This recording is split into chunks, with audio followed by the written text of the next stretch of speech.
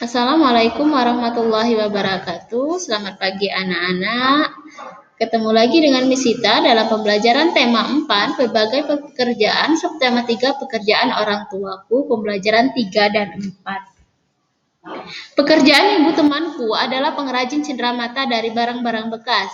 Ingin tahu lebih lanjut tentang pekerjaan itu? Pekerjaan ibuku adalah pengrajin cenderamata. Barang yang diciptakannya sangatlah unik karena dibuat dari barang-barang bekas. Cenderamata yang dihasilkan oleh ibuku adalah tempat tisu dan gantungan kunci. Memanfaatkan barang-barang bekas menjadi sesuatu yang bernilai merupakan pekerjaan yang mulia. Di samping dapat mendatangkan uang, juga dapat menjaga lingkungan dari pencemaran yang berdampak buruk bagi kehidupan.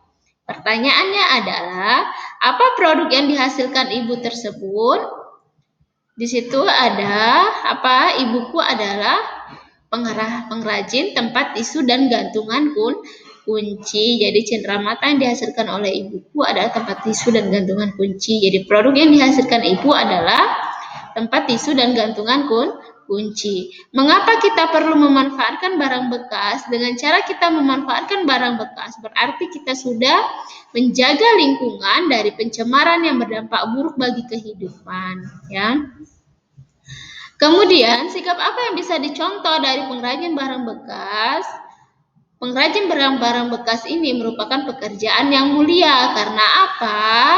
Karena dengan itu mereka sudah menjaga lingkungan dari pencemaran yang berdampak buruk bagi kehidupan kita semua. Jadi itu sikap yang harus dicontoh. Di barang-barang bekas itu kita daur ulang menjadi sesuatu yang bermanfaat sehingga kita sudah menjaga lingkungan dari pencemaran yang berdampak buruk. Ini pembelajaran 3. Nah, anak-anak, mengolah sampah bisa kita lakukan berbagai cara. Ada 4 cara. Yang pertama adalah reduce. Apa itu reduce? Reduce adalah mengurangi.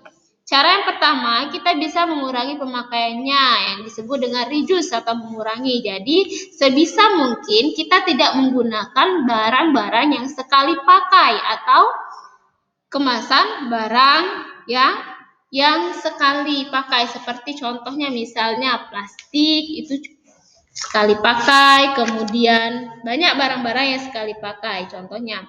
Nah, salah satu contoh kita menguranginya dengan cara misalnya ketika kita jajan tidak menggunakan plastik, sebisa mungkin menggunakan wadah makanan mungkin. Jadi kita sudah mengurangi pengurangan sampah. Cara yang kedua adalah kita bisa memakai kembali atau istilah ini disebut dengan reuse, memakai kembali.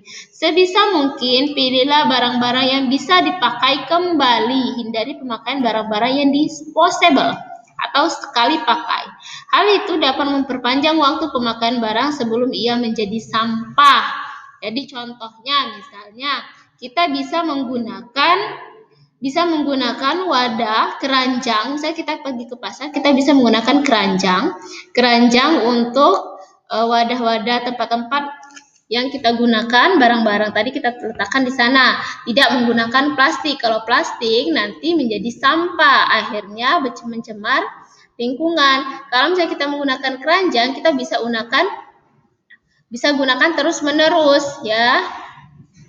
Jadi kita sudah reuse, memakai kembali, tidak menggunakan plastik, melainkan menggunakan keranjang, bisa digunakan berulang-ulang kali. Cara yang ketiga adalah recycle atau mendaur ulang. Kita bisa mendaur ulang bahan-bahan yang sudah tidak terpakai lagi, kita buat lagi menjadi sesuatu yang berguna. Contoh, misalnya kita ada wadah botol plastik. Di botol plastik itu bisa kita gunakan, kita reuse lagi, kita recycle lagi, mendaur ulang lagi menjadi wadah kotak pensil misalnya, kemudian kardus-kardus tadi yang tidak berguna, kita bisa gunakan, kita bisa buat menjadi sebuah bingkai, kita bisa buat menjadi sebuah wadah tisu. Itu adalah recycle, mendaur ulang. Itu cara yang ketiga untuk mengolah sampah. Yang keempat, replace atau mengganti. Teliti barang yang kita pakai sehari-hari. Gantilah barang-barang yang hanya bisa dipakai sekali dengan barang yang lebih tahan lama. Contohnya, misalnya kita bisa gunakan ganti kantong kresek kita dengan keranjang bila belanja. Itu contoh replace mengganti. Kemudian kita ada wadah, misalnya ada sendok plastik, kita ganti menjadi sendok yang stainless. Dengan apa? Supaya lebih lama ya. Jadi ada 4 cara mengolah sampah. Yang pertama reduce, mengurangi, reuse, memakai kembali, ketiga recycle, mendaur ulang, dan 4 replace, mengganti. Nah, ini salah satu contoh,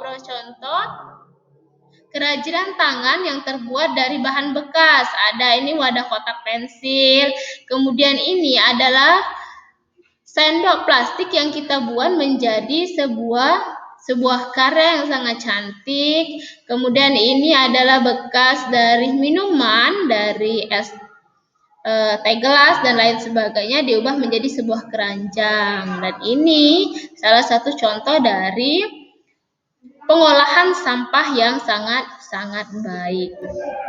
Pembelajaran keempat, tahukah kamu pekerjaan seorang kepala desa? Hal-hal baik apa yang kita contoh dari mereka? Nah, anak-anak sudah baca yang ada di halaman 118 tentang pentingnya budaya tegur sapa. Pentingnya budaya tegur sapa. Senangnya tinggal di desa Serehwangi. Kedekatan hubungan antar warga membuat mereka saling menjaga. Tidak semua warga desa Serehwangi merupakan penduduk asli. Sebagian warga merupakan pendatang. Mereka masuk ketika kampung ini dibuka sebagai wilayah transmigrasi. Walaupun demikian, perbedaan asal-usul tidak meregangkan kedekatan mereka. Kedekatan antar warga dimulai dengan kebiasaan saling tegur sapa ketika berpapasan di lorong antar rumah, di jalan, atau di pasar. Tak pernah terlewat untuk saling menegur. Sekedar mengucap selamat pagi, selamat siang, selamat sore, sampai bertukar kabar atau berbincang sejenak. Semua saling kenal, semua saling peduli. Di ujung jalan tinggal Nenek Ija seorang diri. Ia penghuni tertua di sini. Walau begitu, ia masih mandiri melakukan kesibukan di rumahnya. Kadang ia terlihat menyapu pelan daun-daun di halaman rumah. Lain waktu, ia duduk beristirahat di beranda. Pak Tulus, sang kepala desa, rajin menyapa Nenek Ija. Pagi hari sampai berangkat kerja, ia kerap mampir untuk sekedar mengantarkan ubi atau singkong rebus. Sore hari ia lewat lagi seraya melambai pada Nenek Ija yang duduk di beranda. Pada suatu pagi, Pak Tulus tidak menjumpai Nenek Ija di halamannya. Sore harinya beranda rumah Nenek Ija masih tetap sepi. Pak Tulus menyempatkan untuk singgah. Pak Tulus mengetuk pintu tetapi tak dijawab. Pak Tulus membuka pintu dan melangkah masuk. Betapa terkejut beliau menjumpai Nenek Ija terkulai lemas di depan ruang tengahnya. Diraba dahinya terasa agak hangat. Rupanya Nenek Ija sakit. Pak Tulus menyesal tidak menyempatkan mampir tadi pagi. Namun belum terlambat. Pak Tulus mengajak beberapa warga membawa Nenek Ija ke dokter terdekat. Pak Tulus mengatur jadwal warga yang akan bergantian menjaga Nenek Ija sampai pulih. Tidak ada warga yang menolak. Semua sukarela membantu. Mereka tahu kelak suatu ketika mereka dalam kesulitan pasti akan dibantu. Budaya tegur sapa menjadi perekat warga. Budaya tegur sapa membangun kepedulian terhadap sesama. Nah, dari cerita di atas, judul dari cerita di atas adalah pentingnya tegur sapa. Tokoh, siapa saja yang berperan di sini? Tokohnya adalah Nenek Ija dan Pak Tulus. Sifat tokoh, Nenek Ija mandiri, Pak Tulus suka menolong. Siapa yang ditolong oleh Pak Tulus adalah Nenek Ija. Tempatnya ada di kampung Serehwangi, di desa Serehwangi ya. Awal ceritanya adalah kedekatan warga Serehwangi.